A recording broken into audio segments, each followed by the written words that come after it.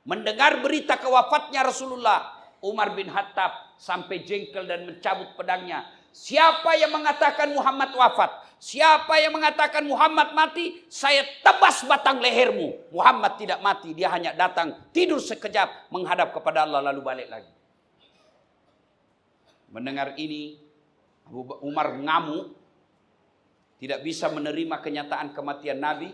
Abu Bakar Siddiq pidato depan pintu rumah Rasulullah. Lalu Abu Bakar berkata, "Ayuhan nas, wahai manusia, siapa yang menyembah Muhammad, sesungguhnya Muhammad telah tiada. Tapi siapa yang menyembah Allah, Allah akan abadi. Apakah setelah Muhammad wafat kalian akan kembali ke agama nenek moyangmu?"